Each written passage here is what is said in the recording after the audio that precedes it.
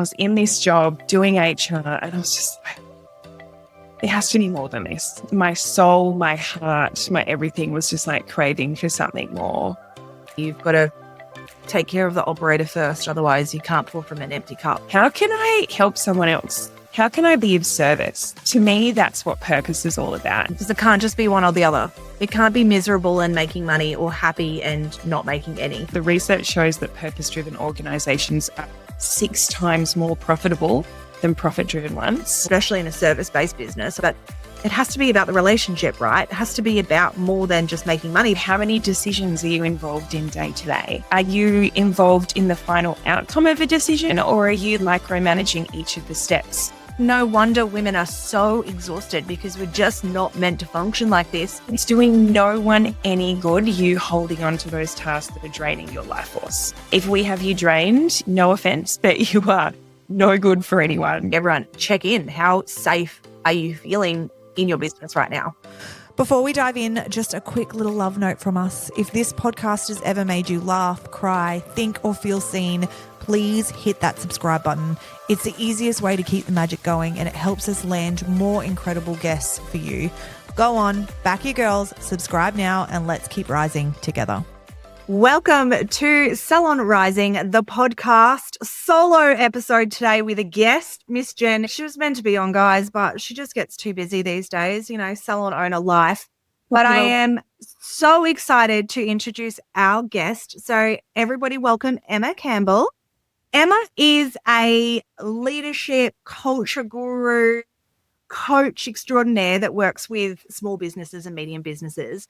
And I love it because Emma reached out to us and she was just like, I love what you're doing. And then, you know, jumping on her Insta, I was like, oh, I love what you're doing. And everyone knows that culture is so important to me. And it's something that we feel very, very passionate about, and culture as well. So having somebody else's perspective in this space, I think, is super cool. So welcome, Emma.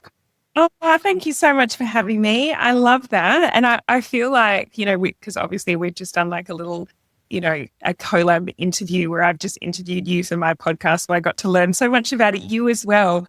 And like, I think, you know, we've just so jammed on the fact that we're so aligned on the importance of like purpose in business as well, which is just been such a joy. I feel like as soon as I find someone that's like, yes, I want to do more than just make money. Like, yes, money is wonderful and fantastic and amazing. And I want to feel so like, you know, deeply fulfilled and purposeful in the work that I do too. So yeah, absolutely. Thank you for coming. So I would love to know, like, obviously backstory is always important. So tell me how you got here. Like, so where is your background? What have you done as jobs? How have you, because obviously guys are like, as we know, that coach buzzword, it's such a buzzword, the word coach. And we were laughing about that earlier. It's such a coach, like such a buzzword that I'm like always very conscious of what that sounds like. And I talk a lot about being a mentor because I just don't want it ever, this work to be, I guess, reduced because people think it's just a get rich quick scheme, because you can see that in this space, right? And that's not about that for me. As you said, it has to be very purposeful. And that's 100% Salon Rising for me, is there is a whole reason behind it. And I think, you know, loving finding out like where has your journey led you and how are you here, and, you know, what, and let's start with that. Amazing. So good. Well, and I feel like, you know, I don't usually dip into the childhood piece, but I know I asked you that question on my podcast. So I'm going to even like dip to childhood very, very briefly, because I was actually born in like the tiniest little town, in a little mining town up in the Pilbara in WA called Wickham, like less than 2,000 people. Spent the first like 12 years of my life like barefoot, walking the bush with kangaroos, you know, just like not a care in the world. Always like, I guess, a relatively driven individual, but had like zero thoughts or beliefs that I would ever be in business, that I would ever be a leader, that I don't know. I had a lot of limiting beliefs that I have like slowly had to work through one by one about my own potential and what I'm capable of. And so it's been like a very I don't know, like unpredicted journey, I guess is the way to describe it. And so cut to moving to Perth, the big sticks, The big city. when I was in high school and went, from being like a barefoot, tomboy to an all girls prestigious private girls school wearing dresses and ties and oh my God, like everyone hugging each other every time they saw them. It was like the biggest culture shock for me, big learning, and came into Perth. And I feel like, I went through the usual process of like, oh, I guess I should go to uni. I guess that's what people do. Studied psychology and HR because I've always loved people. I would sit in the psychology lectures just feeling like, oh my God, this is like just such a joy. Like it didn't, like never felt like work. I was just so intrigued with how the brain works and behavior and motivation. And so I got out of uni and I was like, all right, well, what do I do now? Like, and my mum had heard about this thing called HR. And she's like, oh, you should go and do HR because it's like to do with people. And I was like, all right, I'll go and give it a crack. And so I worked in HR for maybe like, I don't know, 5 to 6 years before I realized that HR wasn't really about helping people. It was more often than not about telling people off and keeping people in line and putting policies and processes in place and systems to almost like control people rather than motivate their highest potential, which was what I've like always been driven by, is like helping people reach their best, helping people reach their goals. And so I was in this, I guess you'd call it a pretty like corporate 9-to-5, real masculine KPIs, productivity, efficiency, perfectionism, no room for like the feminine emotion or vulnerability or, like any of those softer parts of our personality. It was all just like get shit done and be strong and independent, all of those things. And I was in this job doing HR and I was just like, there has to be more than this. Like I was, my soul, my heart, my everything was just like craving for something more. And I was lucky enough while I was in that job to get an invitation by a couple of girls who were running a new business that was like a purpose-driven consultancy. And they wanted me to come and like head up this new business to help businesses become more purposeful and like help employees find more meaning in their work and more fulfillment. So kind of like looking back on that, beautiful, let's call it like a little coinkydink or a little like from the universe kind of like nudging me in the right direction. And while that particular business with those girls didn't go ahead, while I was in that particular role, that was where I learned all about, is it this thing called purpose-driven business where people get to like make incredible money and make an impact, like really, truly enjoy the work that they do and create like thriving teams and thriving cultures where people feel lit up, arriving at work on a Monday and make incredible money in the process. And before that, I didn't know that these organizations existed. I thought that like most businesses were just out there to like, try and make as much money as they possibly can, didn't give a shit about the people that work for them. It was just like, oh my God. And like I learned about the impact that, discovering your why, connecting with your reason for being and being able to connect that into the work that you do. I learned about the impact that could have on your mental health, like how it can almost like alleviate depression and anxiety. And I personally at the time was like really, really struggling with anxiety. It's been something that's been in my family for a while. Had some family members who were going through a really hard time with it. And I just had this moment where I was like, oh my God, this is the thing that is missing from so many organizations, is a connection to something deeper and more meaningful for every human in whether they're running their own individual business, whether they've got a small little online team, or whether it's like a big corporate organization. Like either be showing up and you can be tapping away at your keyboard, not connected at all to the bigger reason to why you're doing what you're doing and like the impacts that it has, or you can be deeply connected to your truth in the work that you're doing, and it can have the biggest impact on how you show up. And I know you and I were talking even on our last podcast about like connection to something bigger than you. And for me, purpose is a little bit about that. It's like this sense of how can I give back to a reason that is bigger than me and bigger than my own bullshit, bigger than my own ego. Yep.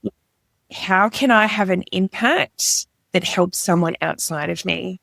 And I believe that that's when like purpose can kind of be quite transformative, and it can almost like propel your growth when you're actually like coming at work from this place of like, how can I help someone else? How can I be of service? Like, to me, that's what purpose is all about. And I just feel like it's one of the most, I don't know, like transformative energies. And it's like really comes from within. Do you know what I mean? I love that.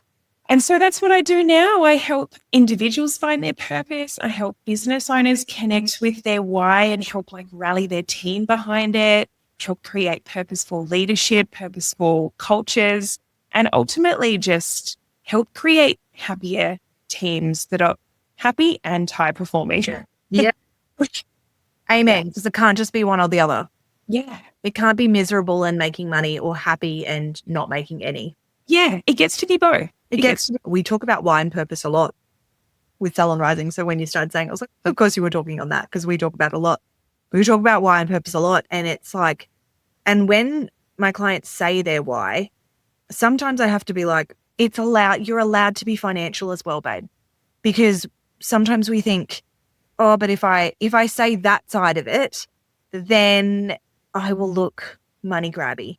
And then I'm sure you would have the other people that are like, well, to make money. And then you have to reel it back in and be like, it has to be more than making money because one day you die and none of it's yours. And it was really, sometimes you see things. I was scrolling on TikTok once and it was like, one day your house, someone else will live in their house. They'll wear your clothes. They'll drive your cars. Your things will just be in the tip. And you just go, oh, there's so much more than just me. Like I have to think that there's more than just me because one day I'm not going to exist. And I was an absolute speck and a blimp in what this world is, or I can choose to do things differently and make an impact to other people. Yeah. 100%. I get to be, that person that made that person's life better or, especially in a service-based business. Obviously we're here, so we're in a service-based business, but it has to be about the relationship, right? It has to be about more than just making money, but then we also get to make money as well. Yeah. And 100%. And I think that's so important to mention because like my belief is that purpose, I think we spoke about this before, is that like purpose when we're doing our purpose work, and the research backs this like over and over and over, by the way. So the research shows that purpose-driven organizations are 6 times more profitable than profit-driven ones. Wow. More innovative, they're more resilient, they're 10 times higher performing. Oh my God, like there's like a million stats that reiterate the fact that when you operate your business from a place of like service, impact, wanting to do good, wanting to, I don't know, like expand the work that you do rather than like, how can I increase my profit margin? Total sense as to why that would be so much more of a motivating force for your team to rally behind. Like, if they know that the why behind the work that they're doing is serving something like important, meaningful, that matters in the world, it makes them feel like their work matters. The motivation that they can bring to their role, like the engagement is like so much higher. I can't remember the exact stats, but I think it's like 80% higher motivation when they feel connected to a cause behind their work. That's amazing. Hitting KPIs, yes. right? Yes. And not feeling connected to those KPIs. The only goal is like, how can we increase profits for the business? Like, meh. You know, you might have some people that are like, yeah, I want to help, but it's going to be a very different level of like engagement and commitment that you get from those people. Absolutely. And they want to really stick around for a long time because they're like, you know, what does it matter if I'm here? You know, I'm either contributing to your bottom line or I could be going and doing something else. Whereas if they feel like they're contributing to a bigger cause and they feel connected to that long-term vision, like they are some of the strategies that can drive such long retention of your team because they want to stick around because they feel part of something bigger than them. Yeah, I love that. We have so many salon owners out there and we talk about the why and we talk about the purpose. But a salon owner is out there right now. She's exhausted. She's doing all the hats, wearing all the things, financially struggling, wondering whether this is worth it, you know, trying to build that energy behind it to feel inspired again. If she came to you and she was just like, oh man, I'm living on fumes and I need to find that again. I need to find that passion. I need to find that purpose because I'm just exhausted. Yeah. What would you say? Oh, so many things. So I might can answer that with like a little bit of a story that has felt really true for me in my business recently. And then I'll probably give some practical tips as well. Love that. Yes, there's always like the practical strategy of like, what can you let go of? What can you delegate? We always say there has to be strategy and there has to be energy. Like it has to feel like the mindset and the strategy. It can't just be like, this is how you do it and don't think about anything else. It all has to connect. It has to be human and strategy. Yeah, yes. I love that. Yep. Sorry, keep going. I just, as you said that, I was like, it absolutely has to be whole human first and strategy. It can't just be like, do all of the things and don't put yourself in your business. Yes. And they're so connected as well, right? Because there's so many questions that I want to ask this business owner about, you know, how many decisions are you involved in day to day? Are you involved in the final outcome of a decision or are you micromanaging each of the steps that gets you towards that outcome? What can you let go of? What parts of your role and your job day to day are lighting you up and giving you energy? And what are the parts that are draining your soul and your life force? And how can we let go of those as soon as possible? How can we find you a VA? How can we find you support? How can we get you back into your zone of genius so that you are doing the work that lights you up, that you are here for, and that we are calling on an amazing, supportive, empowered team to be able to support you in the areas that don't light you up? Because it's doing no one any good, you holding on to those tasks that are draining your life force. If we have you drained, you are, no offense, but you are no good for anyone. You're not being for your family. You're not being any good for your team. So actually the biggest gift that you can give to everyone around you is to let go because then you get more goodness of you. So they would be some of the more strategic, structural systems kind of practical sides that I would be working through with this individual who would not be alone in that feeling might be in the bottleneck of her business. And oh my gosh, it's real, particularly as a mother as well. And not to mention the household, family, emotional load that you can be holding. And it's just, there's so much as a woman. I sat it tonight with my two best friends and, we're talking periods and perimenopause and all of the things. And when, we're navigating families and children and raising them right and businesses, and then add on to the fact that our hormones are hectic depending on the week of the month. And then we're expected just to keep it all together. Yeah. And it's no wonder women are so exhausted because we're just not meant to function like this. And it's how we've learnt to do it. But I think we've learnt how to do it. And I can say it because if anyone comes at me, I'm I lived it in my life. But then on the other hand, men have become weaker and not all men. I have the most amazing men around me. Richard's hey, I have the most amazing men around me, but men have lost that ferociousness. So we're expected to mother like we don't have businesses, business like we don't mother. And the combination of that is so massive that I'm like, there has to be something that gives eventually so that we're not teaching our daughters to live this way, because it is a lot. And, that's why there's so much mental health for women. And there's so much in, the postnatal depression and all of the things. And we have to go on all of the medications to support us because we're just expected so much of. We expect so much of ourselves, but then we also are expected so much of. And I've only learnt how to lean back as I'm an amazing supportive partner. But, there's so many women that are single mums and business owners, or they don't have the support at home. And then you throwing a whole nother kettle of fish because, as you said, all of the things that you have to do in business, you can look at outsourcing. But what about all the things that you have to do at home? It's like, wow. I was doing it before we got online and I was like, sorry, I was making shell candles, and eating my lunch and jumping on a call. It's just amazing how women have to function. Oh, the mental, emotional load is real. I know I've heard quite a lot, and you've probably heard a lot about the mental load that women hold just in being in the household. But do you know what's bigger than that for me? Particularly when my little ones, who are now almost 5 and 7, when they were maybe in the slightly more emotional years of 2 and 4, that kind of age range was the emotional load that I was holding, of holding the container of their feelings, which was so big. Oh, you think they're big until you get to preteen. Oh, no. I'm dealing with again, and it's different seasons, right? I'm dealing with a preteen at the moment.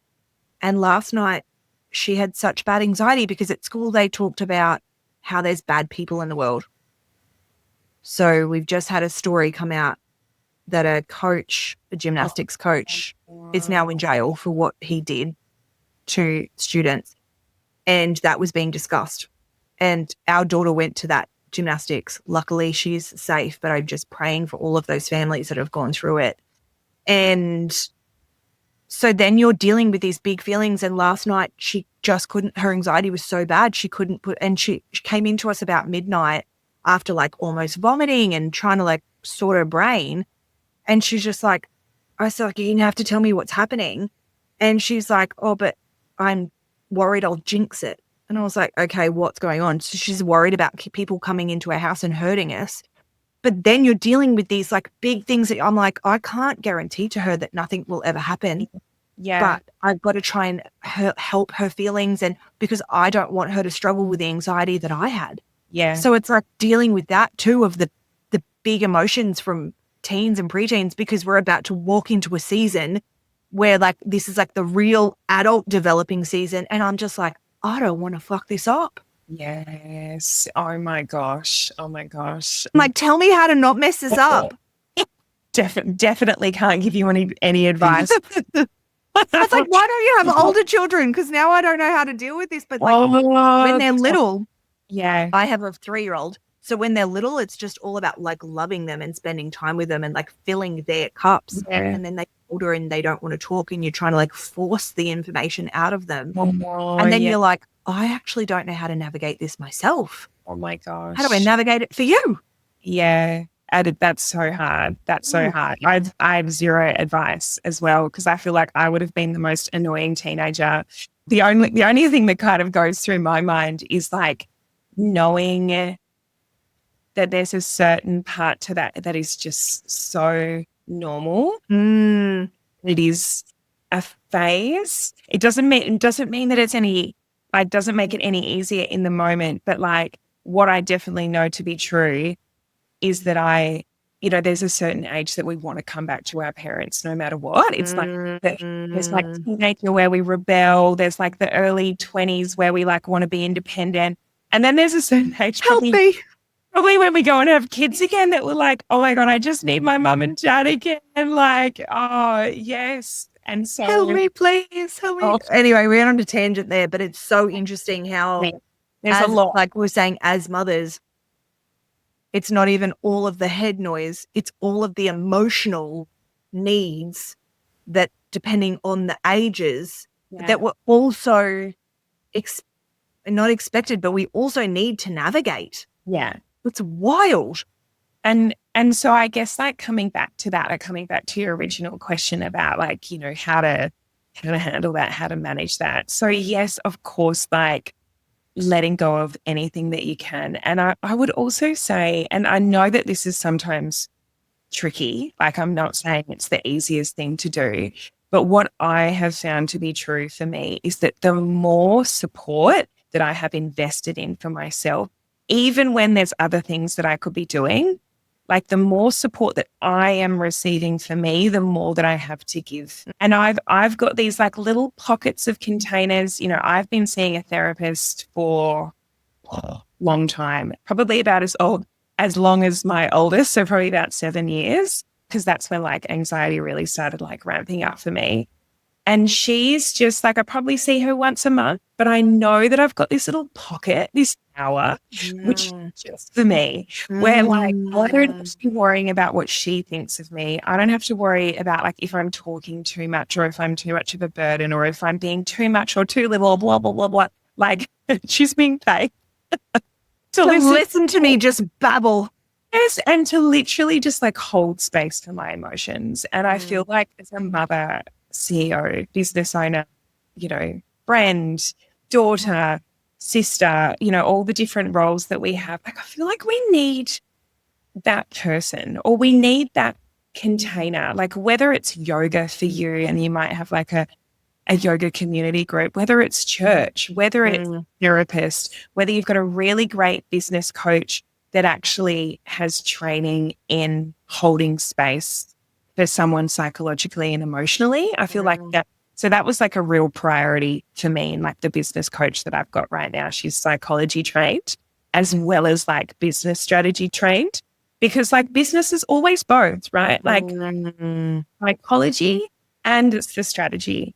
And it's only when when we're able to integrate the two and like align the two and realize how they sit together that we can actually like scale and grow sustainably. So I would say that that's a really big piece is like, I love that. Though all your stories will come up. Yeah. If you're a woman, you will have stories that come up like, I don't have time. Yeah. I don't have the money. Yeah. I've got other things to do. And I would say, yes, I hear that. And I'm not challenging any of that. And choose your hard. You need to make it work. Put up in the loony bin with no business and just like a basket pack case, or do you want to choose your hard and potentially on the day that you do work a little bit harder to be able to afford that appointment? Yeah. Or you don't give yourself to stop ordering Uber Eats or coffees and be able to afford to go and see someone. And I get it because I'm looking at you right now being like, yep, because I kept putting off my therapy appointments because I've been too busy. Yeah. And it's just like that's when we run out of juice. Yes, 100%. Like, because we don't have that support on the other side of going, I have an hour for me right now to just be like, debrief and be like, am I normal? Is this okay? Can you give me like one strategy to do for myself? Give me homework because I give everybody else tasks. You give me a task and then I'll just tell everyone that I have to do it. That's right. And it's just like, you have to go every afternoon and sit by yourself for half an hour. I'd be like, I'm sorry, but I have to do that. That's what my therapist said. Yes, exactly. Like sometimes we need that accountability, right? Like, and I think, I don't know if this has been feeling true for you at all recently, but so I've done a lot of my own personal healing, I don't know, self-development, growth, whatever you want to call it, that whole journey relatively solo, as in like meditate on my own, read lots of books, semi on my own, you know, work with a coach, which is maybe one-to-one, but like I haven't really done a whole bunch of group stuff. And probably only like the last 6 to 12 months at most have I started to feel like just this little bit of yearning for more community with women. And it's a really like, it's a different sensation that I'm experiencing because I would have usually described myself as quite like an independent, quite comfortable in my masculine, that kind of like go, go, go, productive achiever kind of mode. And recently I've just been like so craving a sense of like being able to be held by others. Mm-hmm. You know that feeling? When you do that, whether it's in your friendship group, whether it is in a community you find, whether it's a group of coaching. I have a group coaching going at the moment, and that power in that of other women being like, oh, I see you in this. Yeah. It's witnessing other people's stories, realizing that you're not alone and they're experiencing it. It almost takes you out of your own headspace to go, this is normal. 100%. And like, also that person's probably got it worse. And I needed that reality check too. 100%. And I think there's something really big in there around like the energy of the space, because I think I have been in spaces before which were supposed to be, you know, vulnerable, open, transparent, authentic, but actually there was a whole heap of ego in the room. I was like showing a certain side of me, but I wasn't ready to like fully let my guard down because like it didn't feel like a safe room. Do you know what I mean? I didn't think part of spaces that actually lived and breathed like the value of like this is actually a safe space. You can just tell by how your nervous system is in that room, right? You feel that with friendships. If you know that person's not going to shout your name from the rooftop, you hold stuff back. You know when you're like, ooh, that doesn't feel safe. Yeah, But it's the same with containers as well. Like you're like, yeah, I'm not going to say that. I'm getting totally judged right now. 100%. Yeah. Absolutely. And so I've recently completed my yoga teacher training. Like that's amazing. Yeah. And I feel like it was that group and that space that was the first time I truly wholeheartedly experienced absolute safety. Yeah. Like this feeling of me being able to bring my full, unfiltered, let it all out, like true, authentic self to the table.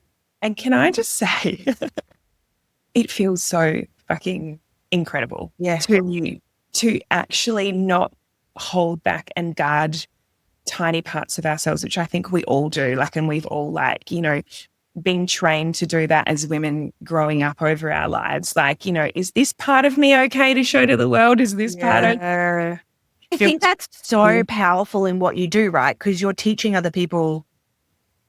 I reflect on that because I live an all-female business in La Sorella, not in Salon Rising. I have 3 clients that we look after that are men. So all the women, I have all women, and then I have all women staff.